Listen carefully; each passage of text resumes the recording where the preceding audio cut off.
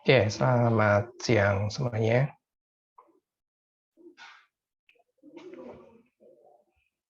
Ya, jadi kita sampai pada topik komunitas.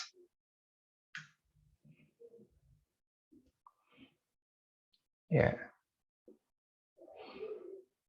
oke, sebelumnya pengantarnya dulu ya. Saat kita melihat tata letak jejaring, jadi kalau kita menggambarkan jejaring ya, salah satu hal pertama yang mungkin kita perhatikan adalah bahwa node dikelompokkan dalam komunitas, juga disebut klaster atau modul. Jadi kalau kita gambarkan jejaring yang ada kelihatan kelompok-kelompok ya, suatu node-node yang ngumpul jadi satu gitu ya. Nah, itu disebut kumpulan ya, klaster atau modul atau komunitas ya. Secara umum kita sebut komunitas di sini. Nah, kumpulan node dengan ini ya, definisi komunitas, kumpulan node dengan kepadatan koneksi yang relatif lebih tinggi di antara node-node. Jadi dia koneksinya itu lebih padat di dalam kelompok tersebut dibandingkan di luar kelompoknya. Ya. Walaupun dia masih menjadi satu komponen dengan komponen induknya, gitu ya, belum terpisah jadi komponen yang berbeda sih. Tetapi dia koneksinya itu lebih banyak di antara node-node itu sendiri di dalam kumpulan itu dibandingkan relasi atau link yang keluar kumpulannya. Komunitas sering memberitahu kita bagaimana jejaring diatur dan fungsi apa yang dilayaninya. Contohnya ini di web, kelompok halaman dengan banyak hyperlink yang mengarah ke satu sama lain biasanya mengidentifikasi sebuah topik yang sama.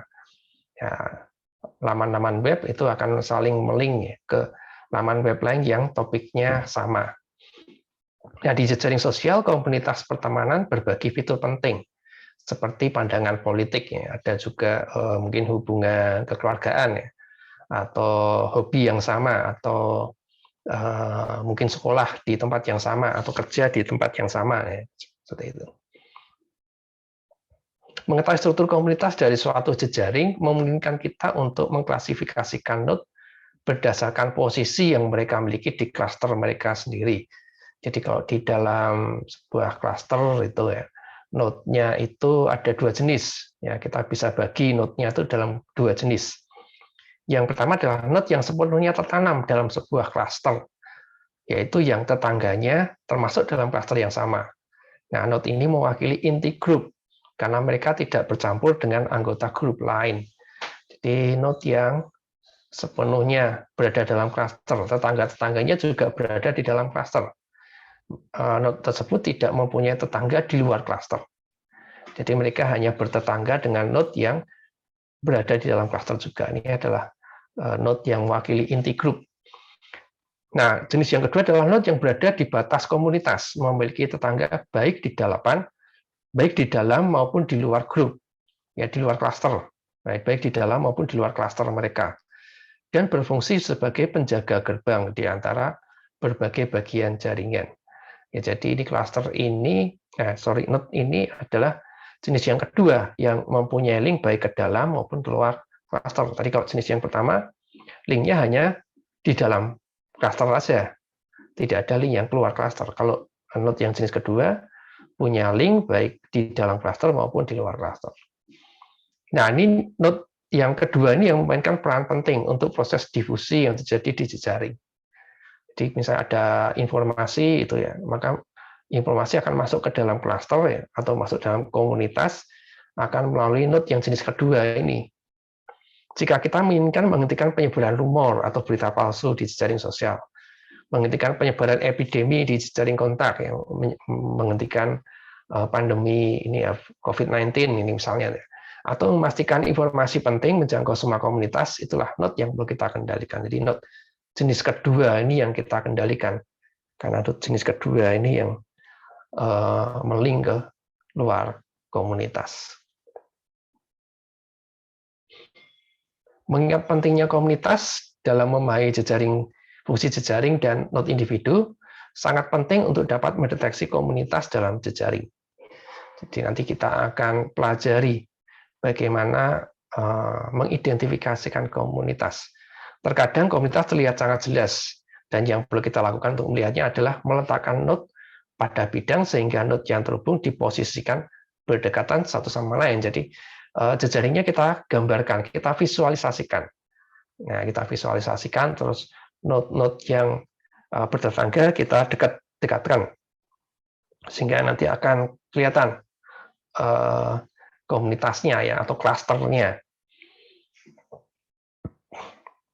Namun banyak jejaring yang diteliti jauh lebih besar daripada jejaring yang memungkinkan untuk menghasilkan visualisasi yang bermakna. Nah, masalahnya ya seperti yang sudah ya, kebanyakan jejaring itu kalau kita visualisasikan, kalau kita gambarkan itu cukup kompleks. Ya, sehingga kita nggak bisa lihat langsung. Nah, karena terlalu kompleksnya itu ya, kita nggak bisa lihat langsung ada komunitas atau tidak. Dan bahkan di banyak sistem kecil, visualisasi tidak membantu mengidentifikasi klaster. Bahkan walaupun bisa kita visualisasikan sekalipun, kadang klaster tidak teridentifikasi. Ya, karena linknya yang sudah ruwet gitu ya. Jadi link-linknya saling, kalau kita visualisasikan saling bertumpuk sehingga mengacaukan ya, ini bagian klaster, mana yang bukan gitu. Jadi perlu untuk mengembangkan algoritma yang dapat secara otomatis menemukan komunitas dari pengetahuan tentang struktur jejaring dan kemungkinan input lainnya, misalnya jumlah klaster yang diinginkan. Jadi kita di kuliah ini akan coba pelajari algoritma yang memungkinkan kita untuk menemukan komunitas-komunitas tersebut tanpa harus memvisualisasikannya. Masalah mengidentifikasi komunitas dalam jejaring adalah topik yang benar-benar interdisipliner. Dan karena itu membutuhkan nama yang berbeda, antara lain deteksi komunitas, penemuan komunitas, dan clustering. Jadi identifikasi komunitas ini topiknya itu dipelajari dalam banyak bidang ilmu. Jadi ya, dan tiap bidang itu punya nama-nama sendiri. Makanya ada banyak nama nih.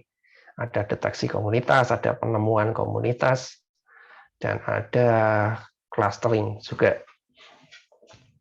Ya, jadi kalau kita pelajari di ilmu-ilmu yang lain ya, kita bisa gunakan istilah-istilah ini untuk mencari metode-metode untuk mengidentifikasikan komunitas. Mengelompokkan node ke dalam komunitas dianggap sebagai tugas klasifikasi yang tidak diawasi ya, unsupervised. Ini sebenarnya lebih contoh kalau kita lebih cocok kalau kita katakan tidak ada contohnya gitu ya. Klasifikasi yang tidak ada contohnya. Karena lawannya itu yang supervised, kalau yang supervised itu klasifikasi yang ada contohnya. Ya, ini unsupervised karena kita tidak memiliki pengetahuan yang sebelumnya yang tepat atau contoh tentang seperti apa tampilan partisi yang dihasilkan. Ya, juga apa partisi itu kayak misalnya kelas kita ini ya. Kelas kita ini ingin saya bagi menjadi 3 kelompok misalnya. Nah, itu berarti kita melakukan partisi. Ya, melakukan partisi berarti kan membagi satu kelas ini ya, mahasiswa yang berada dalam satu kelas ini menjadi 3 kelompok. Nah, bagaimana membaginya? Nah, ada banyak algoritmanya. Nah, 3 kelompok yang tadi dihasilkan misalnya setelah dihasilkan 3 kelompok, apakah itu merupakan komunitas atau bukan? Nah, nanti kita uji lagi. Perlu kita cek lagi.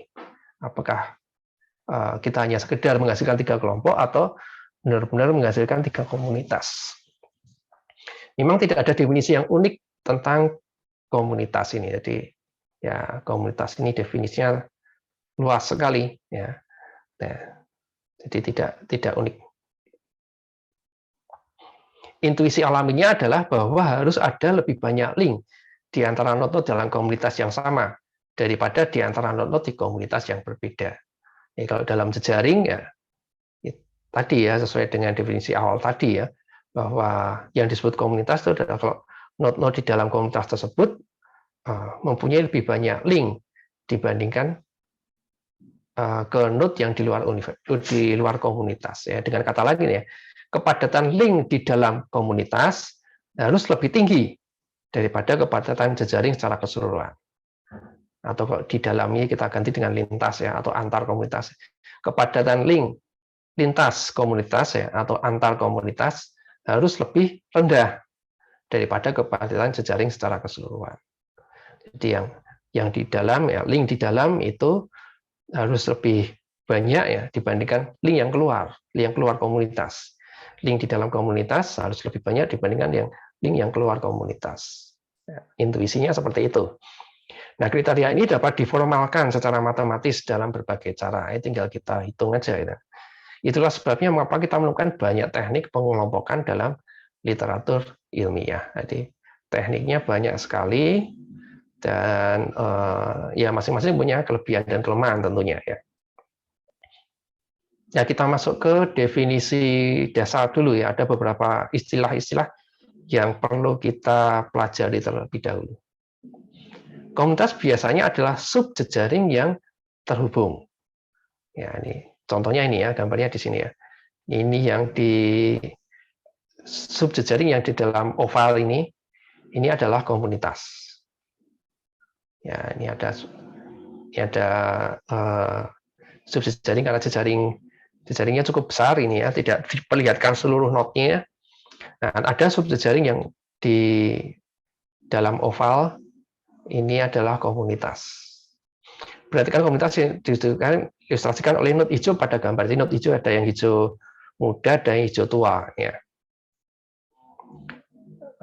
Kalau tadi ada dua jenis not ya. Not yang hijau tua itu berarti tetangganya berada di dalam komunitas itu sendiri. Sedangkan not yang hijau muda, dia mempunyai tetangga dalam komunitas, juga punya tetangga di luar komunitas. Oke. Not magenta, ya ini ada not magenta di luar ini, berada di luar, tetapi terhubung ke komunitas. Jadi not magenta bukan anggota komunitas dia, walaupun dia punya link ke dalam komunitas.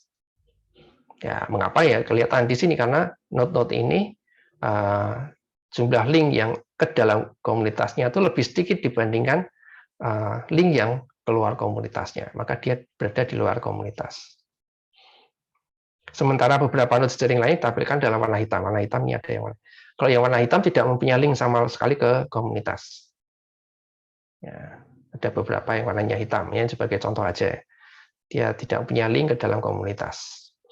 Dan ada link biru menghubungkan komunitas ke jejaring yang lainnya. Link biru yang ini. Ya, link-link yang keluar, link yang dari dalam komunitas ke luar komunitas atau dari luar komunitas ke dalam komunitas. Ya, karena ini tidak ada arahnya ya, bisa bolak-balik. Kemudian istilah-istilah lain, variabel komunitas utama yang akan kita gunakan di sini ya, ada derajat internal dan eksternal ya, ada derajat internal, ada derajat eksternal. Kalau dalam gambar, derajat internal itu yang warnanya ini, yang menghubungkan not-not warna hijau nih ya. Di sini hitam nih ya, linknya warnanya hitam nih. Ini kalau gambarnya kecil kayak hijau warnanya, tapi kalau kita perbesar gambarnya ini warnanya hitam sebetulnya. Ya, link hitam yang metanya. Ya, jadi derajat internal itu adalah link hitam. Jumlah link hitam itu adalah derajat internal. Sedangkan derajat eksternal adalah link biru. Ya, link biru ini. Ya, ini kalau gambarnya kecil kayak magenta, tapi warnanya biru kalau diperbesar. Ya, link-link biru ini adalah derajat eksternalnya. Ya, jumlah link eksternal ya, itu adalah derajat eksternalnya. Kemudian ada jumlah link internal ya, ini ya tadi ya, jumlah link yang biru tadi ya. Jumlah link yang hitam tadi ya. Kalau yang eksternal ya yang biru, warnanya biru. Kemudian ada derajat komunitas. Jumlah derajat node dalam komunitas. Jumlah node dari jumlah tetangga setiap node. Jadi kalau tadi jumlah link, kalau ini jumlah derajat. Jadi setiap node-nya dihitung berapa derajat, kemudian ditotal. Itu derajat komunitas. Densitas link internal ya, rasio antara jumlah link internal dan jumlah link maksimum yang mungkin ada di antara dua node manapun di dalam komunitas. Itu densitas, tapi cuma terbatas pada yang di dalam oval ini aja ya. Kita menghitung densitas, tetapi untuk node-node yang berada di dalam oval itu yang densitas link internal. Jadi ada dua penekanan dalam definisi komunitas. Di komunitas memiliki kohesi yang tinggi. Kohesi itu ya kerekatan gitu ya. Sifat untuk merekat satu sama lain ya. Komunitas memiliki banyak link internal sehingga node-node-nya saling menempel karena punya link tadi ya. Kalau kita gambarkan node-node yang punya link itu saling berdekatan sehingga ya bisa kita bayangkan itu kayak saling menempel gitu. Jadi kohesinya tinggi ya. Jadi link internalnya banyak. Nah, link internalnya banyak. Komunitas memiliki separasi yang tinggi. Komunitas terhubung satu sama lain dengan sedikit link, jadi link eksternalnya sedikit. Ya, jadi kita gunakan istilah kohesi dan separasi. Kohesi tinggi, separasi tinggi. Separasi tinggi itu akibat dari link eksternalnya yang sedikit. Nah, link eksternalnya sedikit. Definisi klasik dari struktur milik komunitas didasarkan pada kohesi pada kohesi dan pada interaksi kohesi dan separasi. Jadi ada dua, ada yang berdasarkan kohesi saja. Ya, jadi ada yang pada kohesi saja. Definisinya itu ada dua macam ya. Ada yang definisi yang didasarkan pada kohesi saja, tapi juga ada yang didasarkan pada kohesi dan separasi.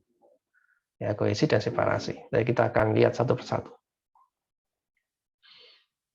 Nah, definisi yang didasarkan pada kohesi saja memperlakukan komunitas sebagai sebuah sistem sendiri, mengabaikan jejaring lainnya. Jadi kalau definisi yang kohesi saja, dia hanya melihat yang kalau di gambar tadi itu yang di dalam oval aja, ya, yang di luar oval diabaikan. Nah, pengertian paling populer dari komunitas jenis ini adalah sebuah klik. Klik adalah sebuah subjejaring lengkap yang semua node terhubung satu sama lain. Nah, kita sudah pelajari di awal ya. Nah, kalau kita membuat subjejaring, nah kadang ada subjejaring yang lengkap. Lengkap di sini artinya adalah semua node-nya terhubung dengan link. Ya, jumlah linknya maksimal. Ya, itu adalah jejaring lengkap. Nah, kalau subjejaring lengkap kita sebut sebagai klik. Ya. Namun secara umum komunitas tidak sepadat klik ya. Kalau klik tadi kan lengkap, linknya ada. Nah, umumnya komunitas tidak lengkap ya. Dia padat tetapi dia tidak lengkap. Ya, jadi tidak sepadat klik.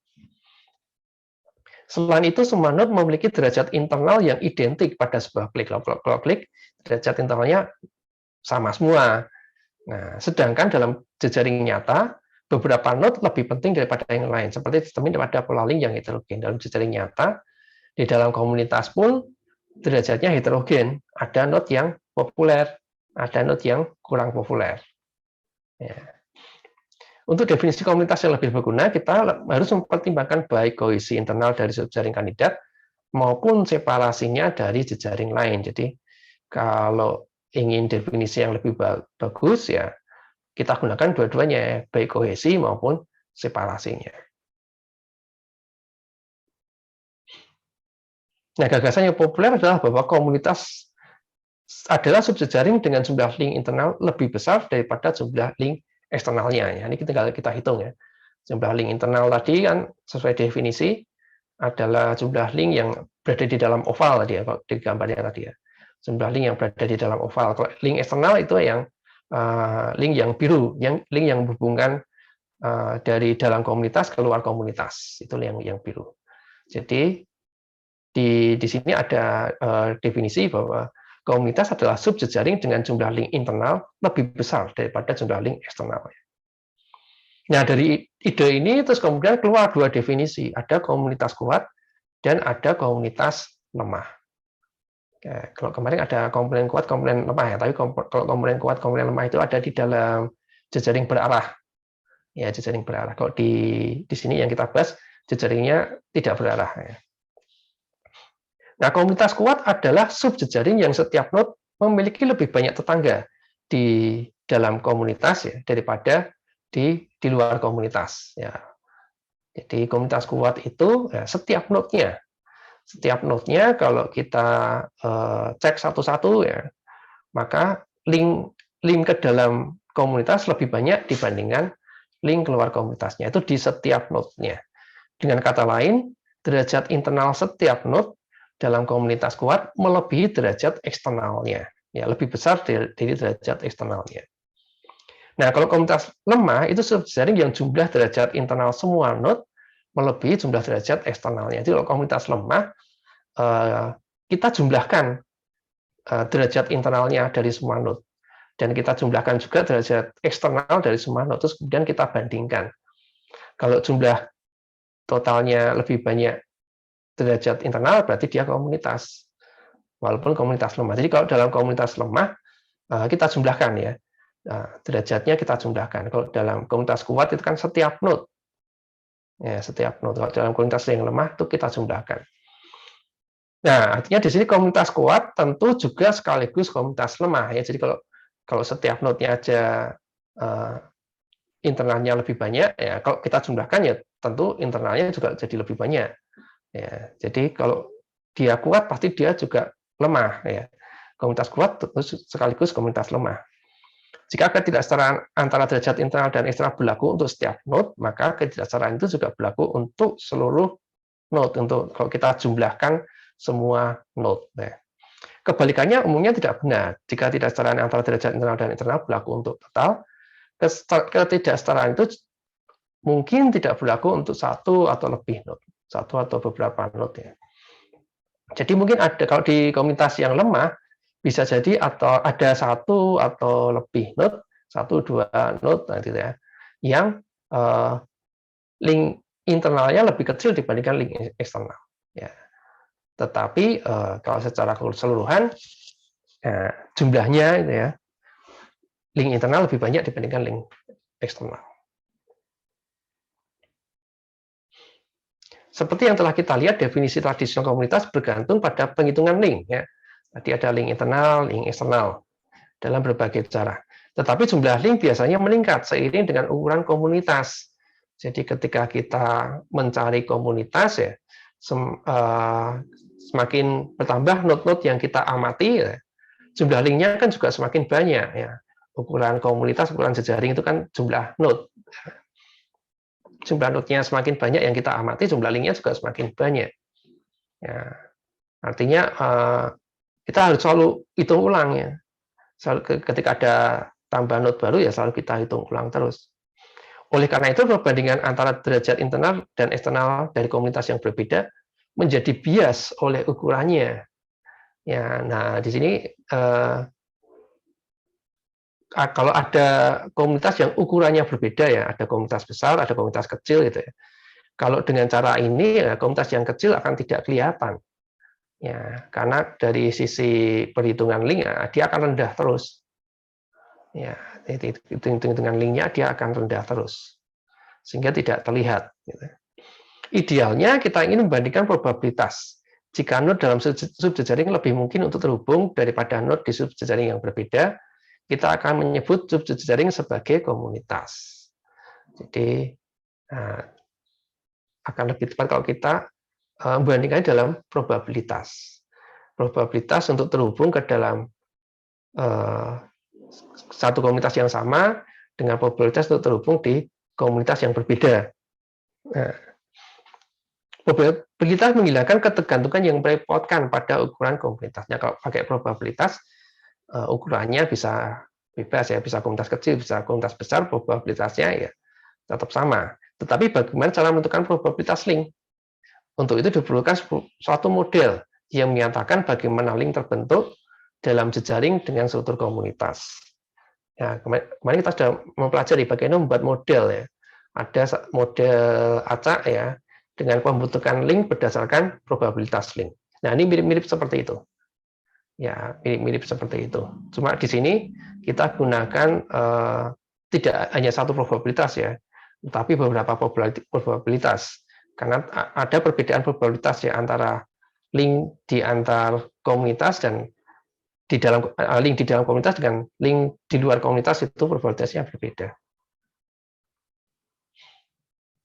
Nah, partisi adalah divisi atau pengelompokan jejaring ke dalam komunitas, sehingga setiap node hanya dimiliki oleh satu komunitas. Jadi partisi di sini adalah satu pengelompokan jejaring ke dalam komunitas.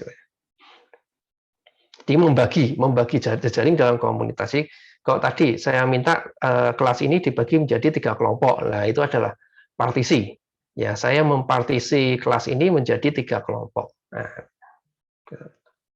jumlah semua partisi yang mungkin disebut bilangan Bell dan meningkat lebih cepat secara eksponensial dari jumlah node jejaring. Misalnya, jejaring dengan 15 node memiliki kemungkinan partisi ini lebih dari 1 miliar, 1 miliar sekian gitu ya. Ya, jadi jumlah partisinya banyak sekali. Jumlah partisi yang mungkin ya banyak sekali. Oleh karena itu, untuk jejaring dengan lebih dari segelintir node tidak ada harapan untuk memilih partisi terbaik dari suatu jejaring dengan meneliti semuanya. Ini asumsinya kan ya, kalau kita belum menentukan jumlah partisinya.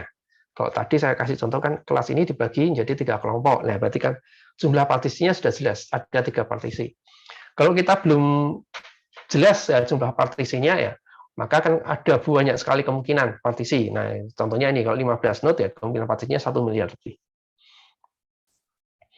Nah, tentunya kalau kita ingin cek satu-satu apakah partisi yang sudah kita buat itu merupakan komunitas atau bukan. Nah, ini harus ngecek satu persatu, ini ya susah nih. Repot banget ya.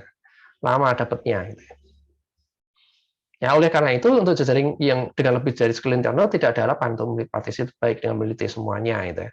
Sesungguhnya algoritma clustering biasanya hanya mengeksplorasi sebagian kecil dari semesta semua partisi. Dengan solusi yang baik, kemungkinan besar dapat ditemukan. Jadi, biasanya kita batasi, tidak semua partisi kayak tadi ya. Kelas ini ingin saya bagi menjadi sekian kelompok tadi ya. Tadi saya contohkan 3 kelompok. Ya, berarti kan kemungkinan partisinya menjadi berkurang kan, tidak sebanyak itu lagi. Ya, jadi karena saya sudah menentukan bahwa pembagian itu akan menjadi tiga kelompok aja, 3 partisi saja. Ya, jadi sudah terbatas.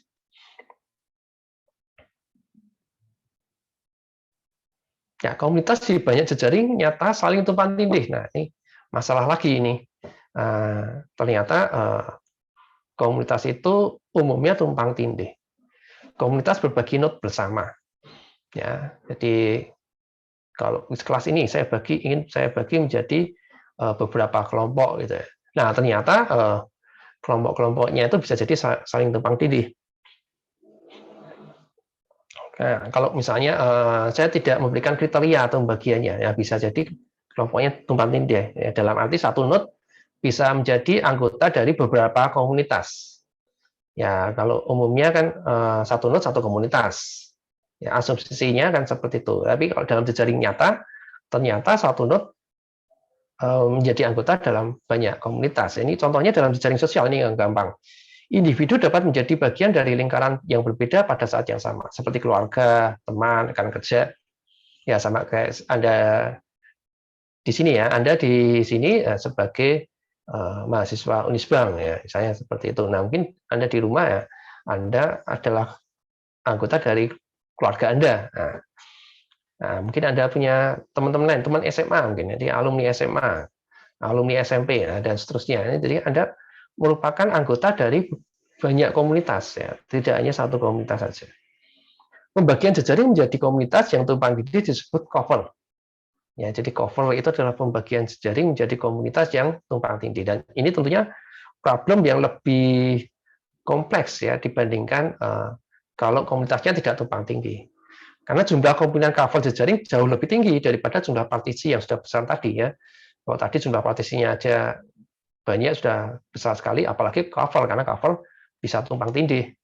Ya, karena banyaknya klaster yang dapat tumpang tindih. Nah, selain itu ada komunitas yang hierarkis. Partisi dapat dibuat hierarkis ketika jejaring memiliki beberapa tingkatan organisasi pada skala yang berbeda. Contoh paling gampang ya di perguruan tinggi gitu ya. Ada komunitas universitas, itu tingkat universitas, ada yang di tingkat fakultas, ada tingkat program studi, ya mungkin ada di tingkat angkatan misalnya, ada di tingkat kelas atau kelompok gitu. Ya misalnya di sini Anda di kelompok B1, nah misalnya ya. Tapi ya, ada kelompok lain yang A1, ada A2 juga, yang satu angkatan misalnya. Dan semuanya itu berada di program studi teknik informatika. Nah, misalnya seperti itu. Jadi ada level-level, ada tingkatan-tingkatan. Nah, dalam hal ini klaster menampilkan struktur komunitas secara bergantian dengan komunitas yang lebih kecil di dalamnya, yang mungkin berisi komunitas yang lebih kecil lagi dan seterusnya. Jadi kalau hierarkis ini ya kita menampilkannya bergantian, mungkin dari yang terbesar dulu universitas tadi ya. Kemudian kita bagi menjadi yang lebih kecil fakultas, dan kita bagi lagi menjadi lebih kecil lagi program studi dan seterusnya. Misalnya pada jejaring kolaborasi karyawan dari perusahaan multinasional. Ini perusahaan multinasional ya perusahaan yang punya cabang di banyak negara gitu ya.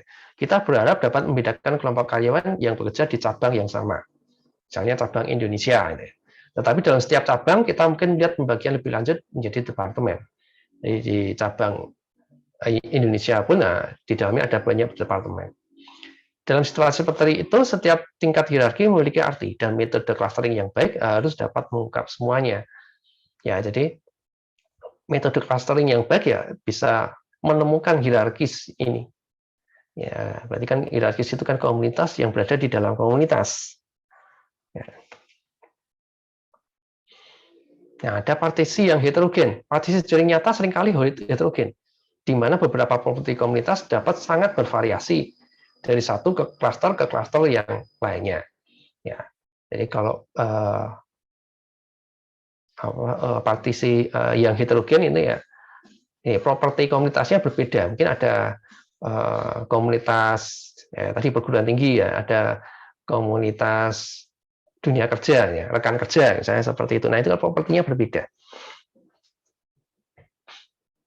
Atau komunitas yang hobi olahraga tertentu misalnya, atau komunitas yang hobi game tertentu. Nah, itu kan propertinya berbeda. Di web, komunitas secara kasar berhubungan dengan laman atau situs web yang berurusan dengan topik yang sama atau serupa. Kalau di web ya satu komunitas itu topiknya sama. Mungkin ada komunitas lain yang dengan topik yang berbeda.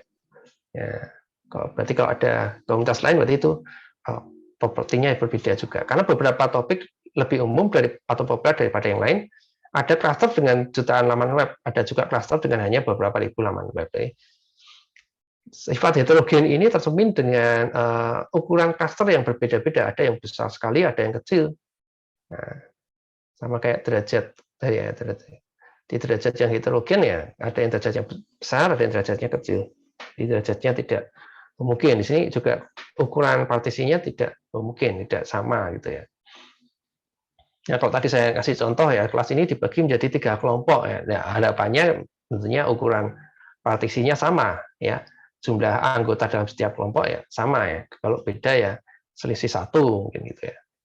Ya, harapannya seperti itu. Tapi kalau dalam dunia nyata, kalau kita melakukan pengelompokan, bisa jadi anggota kelompoknya bisa beda-beda ya. Ada yang kelompok yang besar sekali, ada kelompok yang kecil. Nah, kohesi juga bisa variasi ya, juga bisa heterogen ya. Ada yang kohesinya besar, ada yang kohesinya kecil. Jika kita mengukurnya dengan densitas link komunitas internal, kita menemukan bahwa di beberapa jejaring nyata, kuantitas ini mencakup ukuran yang lebih besar, menyiratkan bahwa beberapa klaster jauh lebih kohesif daripada yang lain. Jadi ada beberapa klaster yang padat, tapi ada beberapa klaster yang agak longgar gitu ya, agak longgar ya. Jumlah linknya sedikit gitu ya, sedikit. Walaupun ya, kalau kita tadi ambil perbandingan ya, tetap jumlah link internalnya lebih besar dibandingkan jumlah link eksternal gitu ya. Tetapi tidak padat sebenarnya. Ya. Jadi kohesinya rendah, ada yang kohesinya tinggi, ada yang kohesinya rendah. Ini mungkin mencerminkan kapasitas bervariasi kelompok-kelompok node untuk menarik dan melingkan satu sama lain. Tapi mungkin juga karena karakter dinamis dari pembentukan komunitas. Beberapa komunitas berkembang penuh karena node-nya telah ada cukup lama. Jadi mungkin komunitas yang sudah lama gitu ya, maka link-nya akan lebih lengkap ya. Link-linknya akan lebih padat. Sementara kalau komunitasnya masih berkembang ya, ada banyak anggota baru muncul ya, diperkenalkan gitu ya. Nah, mungkin anggota baru ini baru mempunyai beberapa link internal saja ya. Beberapa link internal, jadi belum mempunyai link yang lebih padat dibandingkan komunitas yang lama. Nah, bisa jadi seperti itu sifat dinamisnya. Nah, ini beberapa masalah yang terkait dengan deteksi komunitas itu ya. ini yang pertama, partisi jejaring. Mengidentifikasi subjejaring yang terpisah dengan baik adalah tujuan dari partisi jejaring. Nah, jadi contoh partisi jejaring tadi ya, kelas kita dibagi menjadi 3 kelompok. Nah, berarti kan mempartisi kelas menjadi 3 partisi gitu ya. Di sini fokusnya adalah pemisahan, terlepas dari berapa banyak link yang ada di dalam jejaringnya. Tugas partisi tadi ya, yang penting terjadi 3 kelompok, 3 partisi. Tetapi kita belum memperhatikan apakah partisi yang kita dapat itu komunitas atau bukan ya. Kita belum memperhatikan itu. Yang penting terjadi 3 partisi terlebih dahulu. Oleh karena itu, algoritma partisi jejaring tidak cocok untuk mendeteksi komunitas secara umum. Namun demikian, beberapa teknik partisi juga digunakan untuk mendeteksi komunitas. Biasanya dikomunikasikan dengan prosedur lain. Nah, namun ya, jadi walaupun partisi jejaring ini kurang cocok untuk mendeteksi komunitas, tapi karena ini adalah cara yang gampang ya untuk membagi jejaring gitu, untuk mengelompokkan jejaring ya, maka biasanya dipakai terus digabungkan dengan metode lain ya untuk memperbaiki komunitasnya ya. Jadi sudah terjadi kelompok, terus kemudian kelompoknya itu kita perbaiki supaya dalam kelompok itu benar-benar sebuah komunitas. Ya. Nah, partisi jejaring dimotivasi oleh masalah praktis yang penting. Ada ada banyak masalah ini ya sebetulnya yang mendasari partisi jejaring ini. Contoh klasik adalah komputasi paralel yang bertujuan untuk mendistribusikan tugas ke prosesor. Di komputasi paralel itu kita punya banyak prosesor. Kalau zaman sekarang ya kita punya banyak core gitu ya. Karena dalam satu prosesor ada banyak core. Kalau dulu satu prosesor satu core ya ada banyak prosesor. Sehingga jumlah hubungan komunikasi antar grup prosesor yang mengulangi tugas berbeda menjadi rendah untuk mempercepat penghitungan. Jadi tugas satu pekerjaan itu bisa dikerjakan dengan cepat kalau dia dikerjakan secara paralel.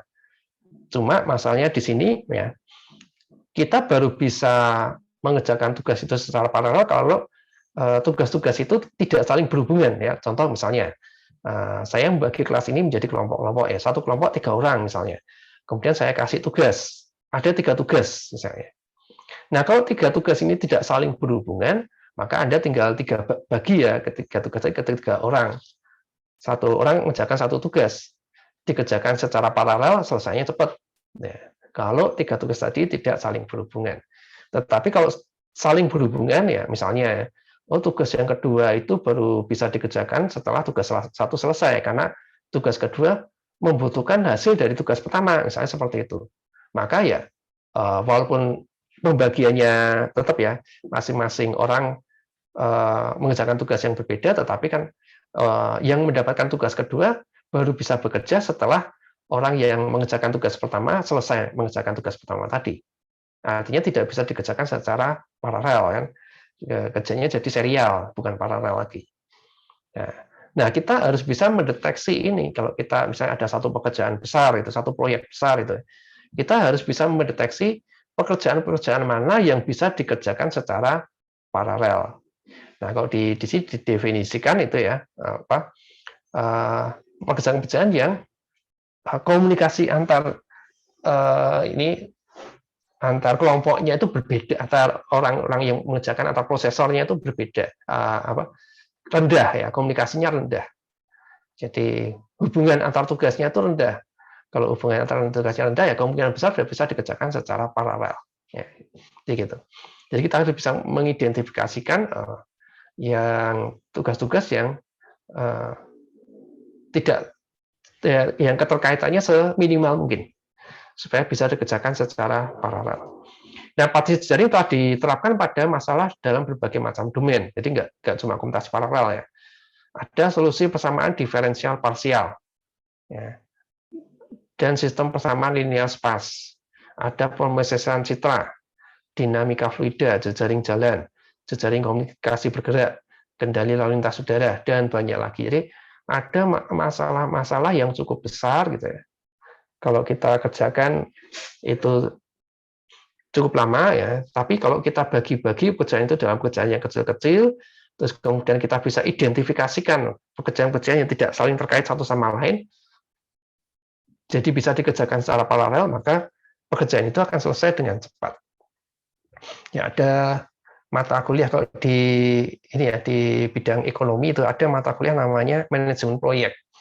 Nah, manajemen proyek itu pada dasarnya ada mengidentifikasikan pekerjaan-pekerjaan dalam sebuah proyek gitu. Terus kemudian untuk menyusun ini berapa lama waktu pengerjaan proyek tersebut. Setiap bagian pekerjaan itu dihitung waktunya berapa lama. Nah, pekerjaan-pekerjaan yang saling tidak berhubungan itu ya bisa kita kerjakan secara paralel.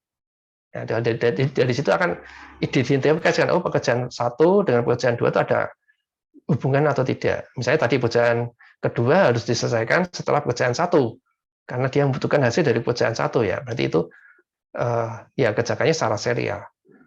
Tetapi mungkin ada pekerjaan lain, ada pekerjaan tiga ternyata tidak punya hubungan sama sekali dengan pekerjaan satu ya, bisa dikerjakan secara paralel. Ya, jadi demikian ya. Dengan mengerjakan secara paralel tujuannya tadi ya, waktu pengerjaannya jadi lebih cepat. Ya, ini ada contoh masalah-masalahnya ini. Ya, contoh masalah-masalahnya ini. Apalagi kalau kita sekarang sudah banyak core gitu ya, komputer kita sudah banyak core. Ya, harapannya ada banyak program itu ya yang bisa dikerjakan di banyak core itu. Sehingga jadi lebih cepat ya. Kita merasakan, kita sebagai pengguna merasakannya jadi lebih cepat ya, karena dikerjakan oleh banyak core. Nah, masalah partisi terdiri dari menemukan pembagian jejaring menjadi jumlah sub-jejaring atau klaster dalam ukuran tertentu, sehingga jumlah total yang bukan node dalam jejaring yang berbeda diminimalkan. Jadi dengan mempartisi kita dapatkan pada beberapa kelompok gitu ya. Nah, tadi kan kelemahannya adalah kelompok-kelompoknya ini kan belum tentu komunitas. Ya, belum tentu komunitas. Tadi komunitas itu ini ya, kaitannya dengan jumlah link. Ya. Jumlah link dalam komunitas lebih besar dibandingkan jumlah link antar komunitas. Nah, ini bisa kita selesaikan dengan cara metode berikut ini ya. Jadi gambar ini ya, yang gambar sebelah ini kan membagi jejaring ini menjadi dua kelompok, dua klaster dengan ukuran yang sama, dengan jumlah node yang sama. Ya, dengan jumlah node 1, 2, 3, 4, 5, 6. 1, 2, 3, 4, 5, 6, 6. Semuanya ya, jumlah node-nya sama. Ya, ukuran yang sama ya. Dalam hal ini masalahnya disebut dengan graph bisection. Ya, graph jadi membagi dua jejaring. Ya, membagi graph bisection. Nah, link yang menghubungkan subjejaring satu dengan yang lain disebut cut. Jadi ini subjejaring yang pertama, ini subjejaring yang lain atau kelompok pertama, kelompok yang kedua. Nah, kalau ada link yang menghubungkan kelompok tersebut, ini disebut sebagai cut. Ya, cut ya, atau cut ya, bahasa Inggris kita bacanya cut. Karena penghapusannya memisahkan klaster satu sama lain. Dan jumlahnya disebut ukuran cut. Jadi kalau cut ini kita potong ya, maka dia jadi klaster. Ya, dia jadi klaster.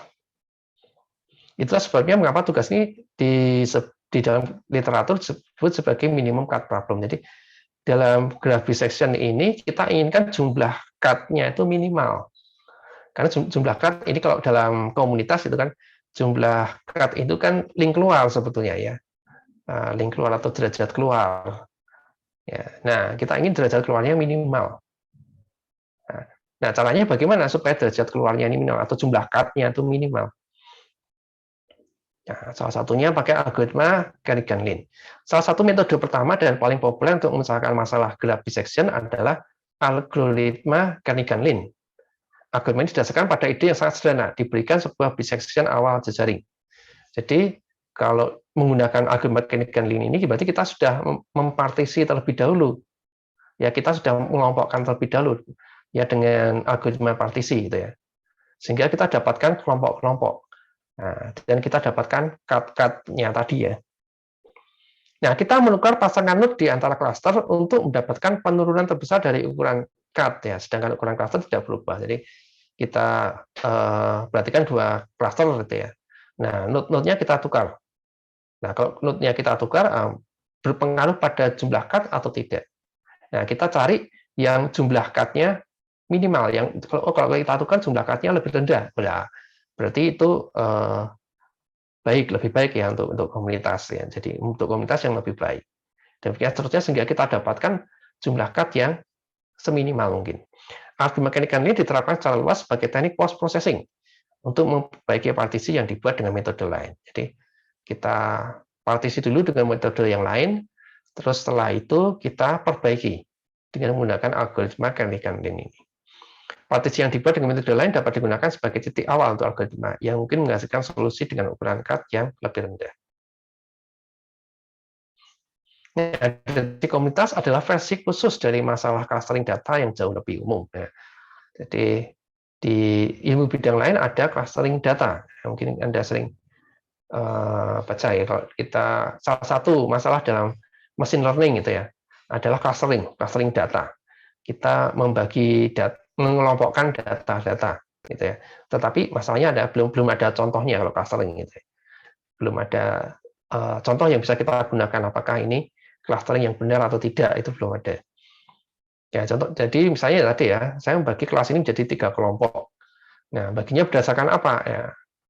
Ya terserah gitu ya.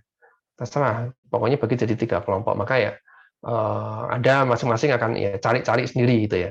Berdasarkan mungkin kalau misalnya Anda lagi duduk di kelas gitu ya. Oh, berdasarkan mungkin yang duduknya dekat ya itu udah jadi satu kelompok gitu aja. Atau kalau pas nggak di kelas ya mungkin berdasarkan kedekatan pertemanan, oh saya lebih dekat dengan si X, saya lebih dekat dengan si Y, ya. Itu membentuk satu kelompok. Ya. Saya seperti itu. Nah, deteksi komunitas yang mirip-mirip seperti ini kan. Kalau kedekatan itu kita kalau di dalam jejaring ya ada link, ada tidaknya linknya itu tadi. Kalau ada link berarti dekat, kalau tidak ada linknya jauh berarti. Clustering data adalah mengelompokkan elemen data ke dalam cluster berdasarkan beberapa kesamaan, sehingga elemen dalam cluster yang sama lebih mirip satu sama lain dibandingkan dengan elemen dalam cluster yang berbeda. Clustering data menawarkan serangkaian konsep dan alat berharga yang secara teratur digunakan dalam clustering jejaring juga. Jadi ketika kita melakukan clustering jejaring ya kita bisa gunakan algoritma dari clustering data. Nah, ini berikutnya deteksi komunitas. Jadi kalau dalam sebuah jejaring ya, kita punya sebuah jejaring ya, bagaimana kita mendeteksi adanya komunitas di dalam jejaring tersebut. Ada beberapa metode yang bisa kita gunakan ya. Nah, yang pertama penghapusan jembatan. Jembatan adalah link yang jika kita hapus, memecah jejaring yang terhubung menjadi 2 bagian. Nah, ini mirip dengan cut tadi ya, pada partisi jejaring. Nah, itu kalau di sini disilakan sebagai jembatan. Nah, di sini mari kita menggunakan istilah ini secara lebih longgar dan menyebut link apapun yang menghubungkan 2 komunitas sebagai jembatan. Jadi kalau kita andaikan gitu ya, pokoknya linknya ini semua link kita sebut sebagai jembatan misalnya itu. Nah, jika kita menemukan jembatan, kita akan memiliki cara alami untuk mendeteksi cluster. Cukup hapus jembatan dan komunitas akan terputus satu sama lain. Jadi kalau kita bisa menemukan jembatan dan kita putus jembatannya, maka kita temukan cluster. Masalahnya kemudian diselesaikan dengan mencari komponen terhubung dari graf terputus yang dihasilkan yang cukup mudah.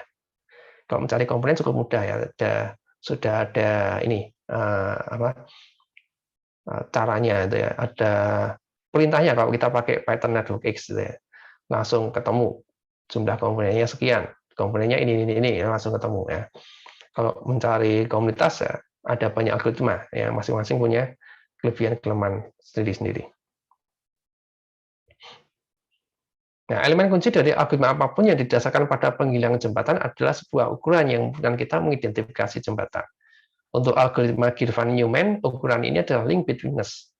Betweenness kita sudah pelajari ya ketika kita mencari hub atau mencari sentral. Nah, yang betweenness-nya tinggi itu adalah sentral. Betweenness itu apa? Betweenness itu adalah link yang sering dilewati ketika kita berkunjung dari satu node ke node yang lain. Ketika sebuah informasi mengalir dari satu node ke node yang lain. Nah, link yang sering dilewati itu yang disebut sebagai betweenness.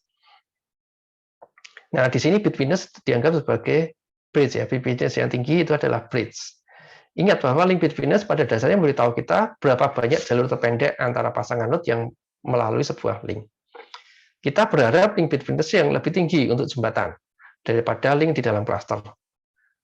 Banyak jalur terpendek yang menghubungkan pasangan node di komunitas yang berbeda harus melalui jembatan. Jadi kalau di dalam cluster umumnya node-node akan saling terhubung. Jadi kalau di dalam cluster kan jaraknya pendek-pendek semua. Tetapi kalau di luar cluster ya jaraknya akan jadi panjang gitu ya, jaraknya lebih panjang. Maka ada link yang menjadi jembatan tadi, ya, yang memperpendek jarak antar cluster gitu. Sebagai perbandingan, link betweenness internal jauh lebih rendah secara rata-rata karena kepadatan internal yang tinggi. Ada banyak alternatif jalur terpendek yang melintasi suatu komunitas. Sehingga kecil kemungkinan salah satu di antaranya merupakan jalur preferensial. Jadi kalau dalam komunitas ya, pasti tidak ada jembatan. Ya, karena ya itu tadi link-linknya akan saling terhubung, akan banyak saling terhubung. Beda dengan kalau keluar komunitas. Kalau keluar komunitas kan linknya sedikit. Ya. Maka dari link sedikit itu ada jembatannya. Ya. Dan untuk deteksi komunitas ya kita membutuhkan satu cara untuk mengukur kualitas partisi komunitas. Jadi kalau kita sudah mendapatkan ya kelompok-kelompok tadi ya. Nah, sekarang kita perlu ukur kualitas kelompok tadi. Apakah kelompok ini cocok menjadi komunitas atau tidak? Sesuai enggak untuk menjadi komunitas? Modularitas partisi mengevaluasi komunitas tidak secara absolut, tetapi berhubungan dengan baseline aja. Jadi modularitas partisi itu kita bandingkan antara komunitas yang kita temukan dengan komunitas jejaring acak. Jejaring acak umumnya tidak punya komunitas. Sederhananya, modularitas adalah perbedaan antara jumlah link internal ke semua cluster dan jumlah link yang diharapkan dalam jejaring acak. Ya, kalau dalam jejaring acak, ya tidak ada komunitas mestinya ya. Jika jejaring asli adalah jejaring acak, ia akan memiliki fitur yang mirip dengan randomisasinya dan modularitasnya akan rendah. Ya, jadi kalau jadi jejaring acak itu modularitasnya rendah. Sebaliknya, jika jumlah link dalam cluster jauh lebih tinggi dari nilai acak yang diharapkan, maka konsentrasi link internal seperti itu tidak mungkin merupakan hasil dari proses acak, dan modularitas dapat mencapai nilai tinggi.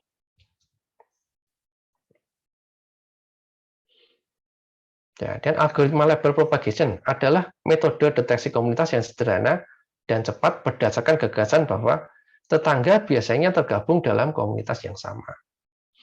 Ya. Ini sama saja dengan mengatakan bahwa sebagian besar link bersifat internal, menghasilkan komunitas yang kohesif dan terpisah. Pada setiap langkah, algoritma memisah setiap node dan menetapkannya ke dalam komunitas mayoritas tetangganya.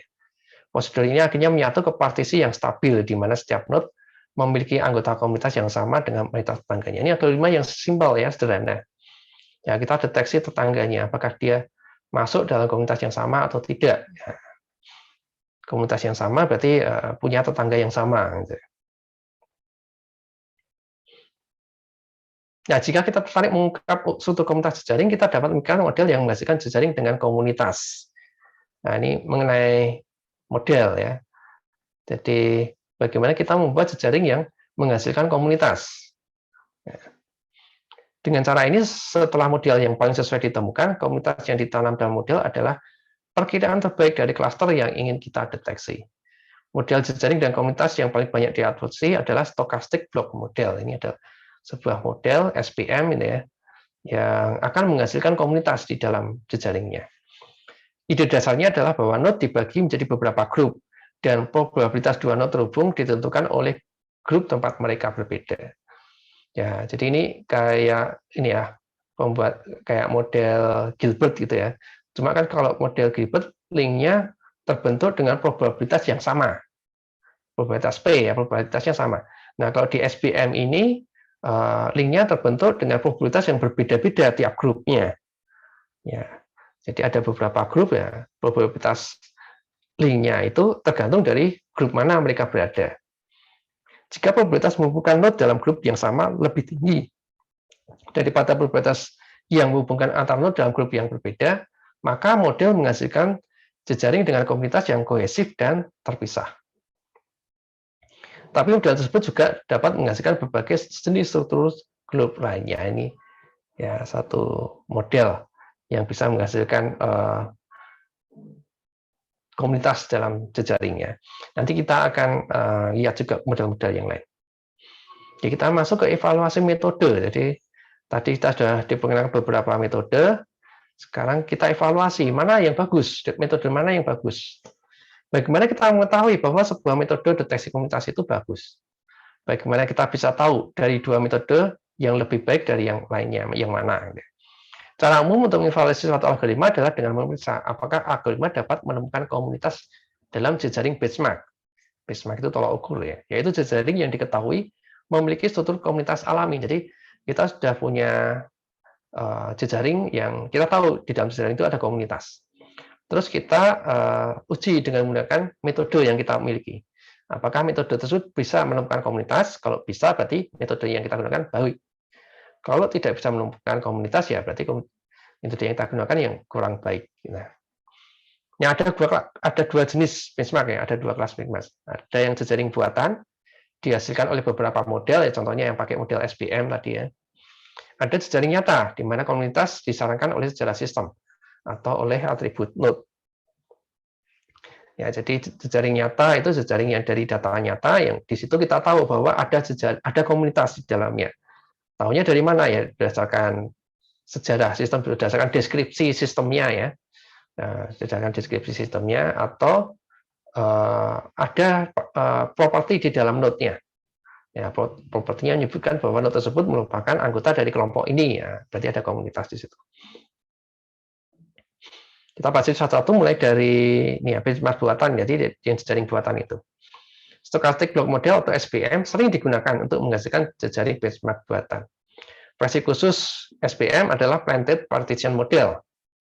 Kalau tadi SBM kan dibagi kelompok-kelompok ya, yang probabilitas linknya dalam kelompok-kelompok itu berbeda-beda. Ya. Nah, kalau yang planted partition model ini probabilitasnya hanya cuma ada dua. Ini adalah versi sederhana dari SBM ASI dengan hanya dua probabilitas link. Ya. Probabilitas bahwa dua node dalam komunitas yang sama terhubung dan probabilitas bahwa dua node dalam komunitas yang berbeda terhubung. Jadi ada probabilitas link kalau dua node tadi di dalam komunitas yang sama dan probabilitas link kalau dua node tadi berada di komunitas yang berbeda. Implementasi spesifik dari planted partition model di mana ukuran jejaring, derajat node dan jumlah serta ukuran komunitas diatur ke nilai tertentu dikenal sebagai benchmark GN. Nah, kalau GN ini pengaturannya lebih lengkap lagi dan telah digunakan oleh komunitas ilmiah sebagai standar alat validasi untuk waktu yang lama. Terlepas dari kegunaannya, benchmark GN bukanlah representasi yang baik untuk jejaring nyata dengan struktur komunitas. Jadi, walaupun dia menghasilkan komunitas, tetapi jejaring GN ini tidak mirip dengan jejaring nyata ya, bukan representatif baik yang untuk jejaring nyata. Ada benchmark lain, benchmark LFR, yang lebih maju menghasilkan jejaring yang memiliki distribusi derajat dan ukuran komunitas yang sangat ketat. Benchmark LFR yang sekarang digunakan secara teratur untuk mengevaluasi algoritma di deteksi komunitas. Untuk mengevaluasi metode deteksi komunitas, tes negatif juga penting. Jadi kalau tadi benchmark menggunakan jejaring yang ada komunitasnya, kalau tes negatif itu menggunakan jejaring yang tidak ada komunitasnya. Harapannya ya metode yang kita gunakan juga tidak akan menemukan komunitas. Kalau dia malah menemukan komunitas ya berarti dia ngawur metodenya kan gitu. Untuk tujuan ini seseorang dapat menggunakan jejaring tanpa struktur komunitas. Jejaring acak adalah contoh yang baik. Algoritma yang mendeteksi komunitas di dalamnya tidak mungkin dapat diandalkan dalam aplikasi. Jadi ketika kita melakukan tes negatif ya tentu hasilnya yang diharapkan adalah tidak ditemukan komunitas. Kalau malah ditemukan komunitas, artinya metodenya ya kurang baik untuk diandalkan. Nah, ini jejaring nyata, untuk benchmark nyata yang menggunakan jejaring nyata. Contoh yang paling terkenal adalah jejaring klub karate Sagari. Jejaring ini memiliki 34 node. Node-nya itu adalah anggota klub karate di Amerika Serikat, ya namanya Sagari ini. Dipantau selama 3 tahun. Nah, linknya itu menghubungkan individu yang berinteraksi di luar aktivitas klub. Ya, jadi pantauannya yang dipantau adalah justru aktivitas di luar klubnya. Ya, jadi sama kayak misalnya ini kelas kita ini ya. Saya memantau aktivitas Anda di luar kelas ini. siapa yang kalau pas di luar kelas atau di luar kampus misalnya yang tetap berteman gitu, tetap berhubungan, gitu. Yang di berhubungan untuk masalah-masalah yang di luar kampus ya, bukan misalnya mengerjakan tugas bareng atau tanya mengenai masalah kuliah gitu, enggak ya, tapi yang untuk kegiatan-kegiatan yang di luar kampus. Ada nggak yang di luar beraktivitas untuk kegiatan di luar kampus gitu ya. Nah, itu kalau ada berarti ada link. Ya. Nah, linknya ini bukan seperti itu ya. Untuk aktivitas-aktivitas yang di luar klubnya. Klubnya itu ada klub karate. Jadi untuk aktivitas di luar karate ya, di luar yang aktivitas dari klub karate itu sendiri. Nah, pada satu titik waktu konflik antara instruktur dan presiden klub karate menyebabkan pecahan klub menjadi dua kelompok yang terpisah.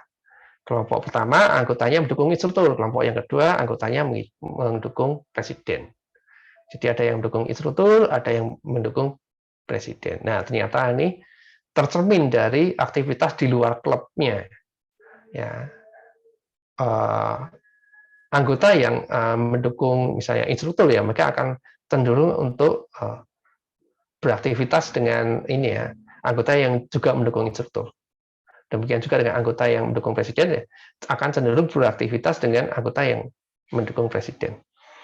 Ya, ini mirip dengan ini ya, kalau kita lihat politik, masalah politik gitu ya. Misalnya orang yang mendukung presiden A gitu ya, maka akan saling terhubung ya. Walaupun di luar masalah politik ya, katakanlah di dalam masalah bisnis atau di masalah yang lain gitu ya, akan cenderung terhubung dengan orang yang mendukung presiden A juga. Nah, seperti itu. Nah, teknik clustering yang ada mampu mengenali bipartisi. Jadi kalau jejaring Sakari ini ya, ini sebenarnya masalah mudah bagi metode-metode ini ya, deteksi komunitas itu. Jadi sangat mudah untuk dikenali. Nah, ada banyak lagi jejaring nyata ya. Jejaring sosial itu contoh yang paling banyak digunakan. Tapi tidak saya bahas di sini ya. Jadi nggak cuma ini aja contohnya ya, ada banyak yang lainnya. Nah, evaluasi yang terakhir ya, bahan terakhir yang diperlukan oleh prosedur validasi adalah kesamaan ukuran kesamaan partisi. Jadi bagaimana kita menyatakan bahwa partisi yang ditemukan itu sama dengan partisi yang aslinya ya. Jadi kan kadang gini, kadang satu jejaring ya, jejaring benchmark tadi ya, kan sudah diketahui ada partisi di situ. Nah, ketika kita cek dengan metode A misalnya, nah dia menemukan partisinya, tetapi mungkin ada sedikit perbedaan dalam anggota partisi. Ya, jadi kalau di jejaring aslinya itu node 1 jadi anggota partisi A misalnya seperti itu. Tetapi kalau ketika kita cek pakai metode tadi, node 1 ternyata jadi anggota partisi B. Ya. Nah, bagaimana kita ngecek bahwa partisi yang ditemukan itu adalah sama dengan partisi aslinya gitu ya. Bagaimana kita mengukurnya?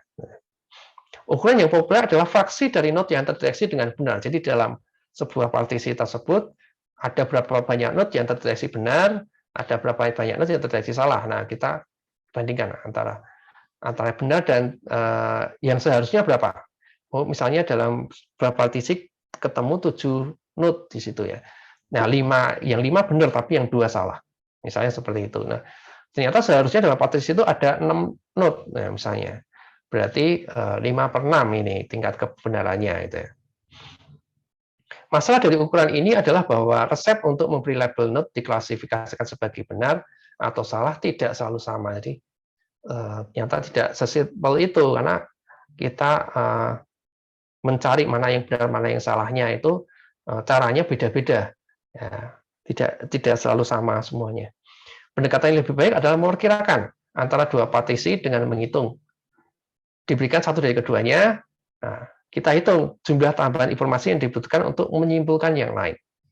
Jika partisinya serupa, hanya sedikit informasi yang dibutuhkan untuk berpindah dari satu partisi ke partisi lainnya.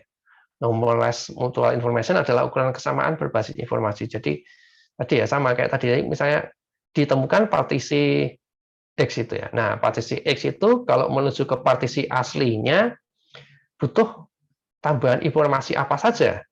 Ya, butuh tambahan informasi apa saja. Kalau cuma sedikit informasi yang dibutuhkan, ya berarti itu partisi yang sama.